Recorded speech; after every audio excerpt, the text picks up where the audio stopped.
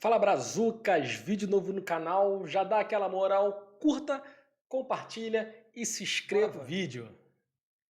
Flamengo ganhou de 2-0 do Curitiba ontem no Maracanã e foi uma atuação assim que fazia tempo que o time não jogava assim. Foi um 2-0 como um Flamengo bem soberano na partida, né? Reforçando aqui no vídeo que o Curitiba ele tem um retrospecto muito ruim quando joga no Maracanã, né? Os times do Sul, não só o Curitiba, né? E o Flamengo ontem, ele aproveitou, né? Já tem um time muito superior, ainda conta esse retrospecto do Curitiba jogando no Maracanã, então foi uma partida tranquila para o Flamengo ontem. O time também veio com uma postura muito melhor, porque antes do jogo do Curitiba, o Flamengo tinha perdido para o Maringá. Uma partida ridícula, pífia, patética, como diz o Mauro César, né? Uma partida muito ruim que o Flamengo fez. Aí, agora no domingo, né? Pegou Curitiba, uma chance perfeita para se recuperar, voltar a pegar confiança. E o Flamengo foi e fez uma partida tranquila, 3-0, né? Gol do Ayrton Lucas, melhor jogador do Flamengo na temporada. Gabigol, que nós vamos falar um pouco mais à frente nesse vídeo sobre o Gabigol, sendo centroavante. E o gol dele, Pedro, o segundo melhor jogador do Flamengo na temporada. Também vamos falar dele um pouco mais à frente, né? Sobre a partida, foi, como eu disse, uma partida tranquila. Eu tenho que ressaltar nesse vídeo aqui como o Léo Pereira melhorou. Léo Pereira tá jogando muito, muito mesmo. Inclusive, eu acho que nesse momento ele tá jogando até melhor do que na época do Atlético Paranaense. Ele tá rápido, tá ligado na partida, tá com um tempo de bola bom, tá desarmando muito bem também e tá antecipando as jogadas. Tá com uma leitura muito boa de tempo de bola e ele tá começando a pegar um entrosamento com o Fabrício Bruno, que também tá muito bem. Foi considerado o melhor zagueiro do Campeonato Carioca, né? Fabrício Bruno e Nino. E o Fabrício Bruno tá muito bem. E como a zaga do Flamengo ontem estava bem postada, né? Graças a Deus Davi Luiz não jogou, né? Eu, como sou rubro-negro, é muito bom para mim ver o Flamengo bem, porque o Flamengo, para mim, é o melhor elenco da América do Sul. É o melhor elenco da América do Sul. Não tem, falo isso aqui tranquilamente.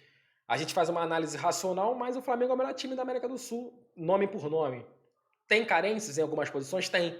Principalmente na lateral direita, que ontem não jogou Varela, e o Wesley foi bem, relativamente bem, moleque da base, tá encorpando, pegando confiança porque veio de uma contusão. Jogou bem, jogou melhor do que as partidas que o Varela faz, ou fez recentemente, né? Então, assim, Fabrício Bruno e Léo Pereira muito bem na zaga. O Gerson voltando a jogar bem. Gerson jogou bem. Lógico, né? A gente tem que também ponderar que era um adversário bem fraco ontem, né? Curitiba estava muito fraco, também a gente vai falar um pouquinho no final desse vídeo, né? Um adversário que não apresentava muita resistência, mas o Gerson melhorou, teve uma evolução na partida de ontem, né? Tomara que ele recupere aquele futebol de 2019, que fez ele ir para o Olympique de Marseille, agora retornou ao Flamengo, né? Foi bem, o Cebolinha tá se esforçando para se encontrar no time do Flamengo, né? E também tá começando a melhorar. Ainda falta muito para ser aquele Cebolinha da época da Copa América, mas tem melhorado, né? Tem tentado melhorar. O Ayrton Lucas sem comentários, o gol, a abertura do placar foi dele, do Ayrton Lucas, né? E tá jogando muito bem também. Entrando num outro assunto importante aqui desse vídeo é a injustiça que aconteceu nesse domingo, nesse jogo do Flamengo 2-0. 2-0 não, 3-0, né? Desculpem, 3-0 Flamengo, né? Aconteceu um episódio que eu classifico como um episódio muito ruim, porque o Gabigol, recentemente, né, deu uma entrevista, após 10 a 15 dias atrás, aproximadamente, falando que conversou com o Vitor Pereira, que ele queria voltar à sua posição de origem, que era ser que era centroavante, né? Ele falou que queria voltar a ser centroavante. O Mauro César fez um levantamento no canal dele sobre o mapa de calor do Gabigol, desde 2019 a 2023, que mostra claramente que ele fica muito mais fora da área do que dentro da área. Ele fica muito mais de segundo atacante do que de centroavante. O canal Falso 9, que é um canal de posicionamento de jogadores e de análise tática, já mostrou um posicionamento do Gabigol e como ele perde muitas bolas jogando como centroavante, fazendo a parede, ele não faz bem, e como é a movimentação dele quando joga de atacante, como ele corre na diagonal, que é chamado de facão, como ele faz essa movimentação. Ele é claramente atacante. E eu puxei algumas informações do Gabigol quando ele surgiu no Santos em 2013. O Gabigol estreia pelo Santos com 16 anos e quando o Gabigol estreia é a despedida do Neymar do Santos, né? Neymar estava no Santos, né? Neymar surgiu no Santos, surgiu no Santos e foi o jogo Santos e Flamengo lá no Mané Garrincha em 2013. Isso, e o Gabigol entra aos 25 minutos do segundo tempo. Naquela oportunidade ele entrou no lugar do Henrique Dourado, centroavante, e jogou Neymar e Gabigol. Gabigol com 16 anos. Gabigol, você vê nessa partida, tem até os melhores momentos no YouTube, o jogo completo. Na verdade, tem o jogo completo e tem os melhores momentos. E nos melhores momentos, você vê a movimentação do Gabigol, é bem similar à movimentação que ele faz no Flamengo quando ele está jogando pela direita. A mesma jogada de cortar para dentro, fazer aquela invertida que ele faz, gosta muito de fazer, para o atacante que vai chegando no segundo pau. Quem fazia isso no Flamengo era o Bruno Henrique, no Flamengo de 2019, né? Ele vinha da direita, saía da área, cortava para dentro e batia, dava aquela fatiada na bola, o Bruno Henrique vinha no segundo pau testando. Saiu muito gol assim em 2019, né? E o Gabigol fez isso na estreia dele no Santos de 2013. Então ele sempre foi atacante, segundo atacante, vamos dizer assim. E nesse jogo, quando ele entra, o Neymar preenche mais a área que ele. Só quem puder, quem tiver tempo aí, dá pra ver esse jogo completo, dá pra ver os melhores momentos também. Então, assim, o Gabigol nunca foi centroavante. Ele foi vendido pra Inter de Milão, e na época, quem era o centroavante era o Icardi, principal do time. Ele teve aquele episódio todo da Inter de Milão e foi pro Benfica e não se firmou na Europa. Né? Quando ele voltou pro Santos, aí ele teve um período que ele jogou como centroavante, sim, em 2018, se eu não me engano. Acho que foi em 2018. E o ataque ele jogou algumas partidas como centroavante, sim. Só que sempre se movimentando. Mas ele ficou algumas partidas como centroavante. Não ficou a temporada inteira ali, igual o Pedro não foi. Mas algumas partidas, sim, ele jogou. Então, assim, ele nunca foi esse centroavante. Dito isso, ele, após essa entrevista, teve o jogo do Maringá, que jogou Pedro e Gabigol. E hoje, no jogo, na verdade, a partida de ontem, o Pedro foi para o banco. O Pedro, como centroavante, ele é muito melhor que o Gabigol. E o Gabigol, mais uma vez, ontem fez uma partida ruim. Não jogou bem. Não tem jogado bem. O Pedro, quando entra, é uma chance, um gol. Ou 2 chances, um gol. E o gol que ele faz ontem é um gol de requintes de crueldade. É um centroavante raiz. O centroavante nato. E ainda tem mais técnica. Ele é mais qualificado, mais refinado do que o Gabigol. E o que aconteceu ontem, na minha visão, foi uma injustiça. Tendo em vista que a resposta do técnico do Flamengo, se eu não me engano, o Mário Jorge, o nome dele, foi... Vou até recuperar aqui, no GE, o Pedro, após a entrevista do jogo, uma entrevista concedida ao Globoesporte.com, ele falou: respeito, mas não concordei.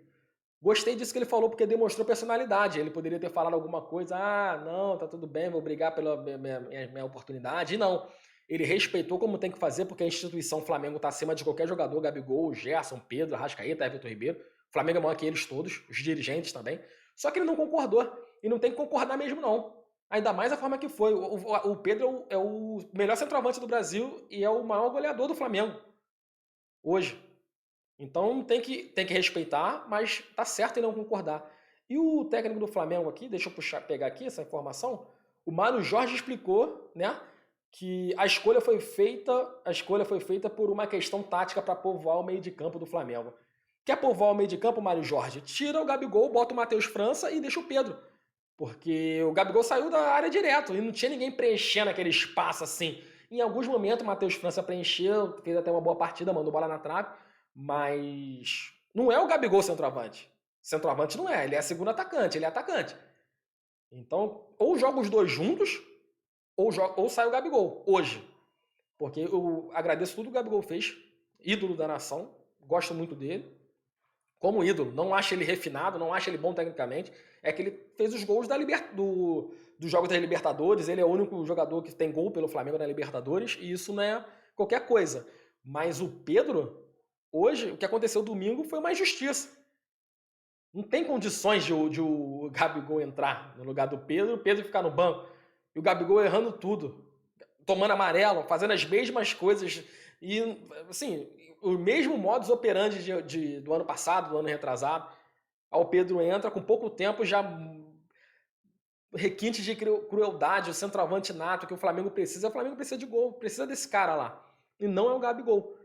Quer jogar os dois? Vai jogar os dois. Na minha opinião, né? Mas tirar o Pedro, com a fase que ele tá, o desempenho que ele tá, os gols que ele faz, bicicleta, gol de letra, a técnica que ele tem, não tem condições, né? Não tem condições. Uma outra notícia do dia de ontem, uma notícia muito boa, é a volta do Bruno Henrique. Foi a volta do Bruno Henrique, né? Tu via que ele tá ainda pegando o ritmo, né? Mas ele tentou dar uma arrancada, ainda tá se recuperando, tá pegando confiança e Bruno Henrique bem é uma outra dor de cabeça, porque tem o Cebolinha aí aos pouquinhos crescendo de produção. Bruno Henrique vindo bem, Gabigol bem, Bruno Henrique bem e Pedro bem, é Gabigol, Pedro e Bruno Henrique. É Vitor Ribeiro banco, Arrascaeta, Gerson de volante e Thiago Maia, outro volante.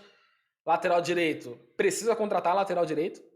Varela é reserva hoje para mim do Wesley, o Mateuzinho não tem condições. Fabrício, Bruno, Léo Pereira mesmo e o Ayrton Lucas na lateral esquerda. Não tem jeito. E o Curitiba, né? O Curitiba não ofereceu resistência, é um time que tem até bons jogadores rodados. Tem o Andrei, que era do Vasco, estava no Curitiba, voltou, né? Tá voltando de contusão, né? Ano passado ficou machucado. Tem o Júnior Urso que veio pro time, né? Tem o Robson também, atacante rodado, já jogou no Curitiba, Fortaleza, alguns times do Brasil. Rodrigo Pim, que tem uma carreira internacional, né? Tem uma bagagem aí, não é qualquer jogador. Só que o time do Curitiba, ele tá, se não mudar a filosofia, não mudar a mentalidade, vai brigar para não cair. Vai brigar para não cair. É um forte candidato à queda. Tem que melhorar, principalmente a mentalidade, a filosofia, né? Então esse é o vídeo de hoje. Obrigado a vocês pela paciência. Espero que vocês dá aquela moral, né?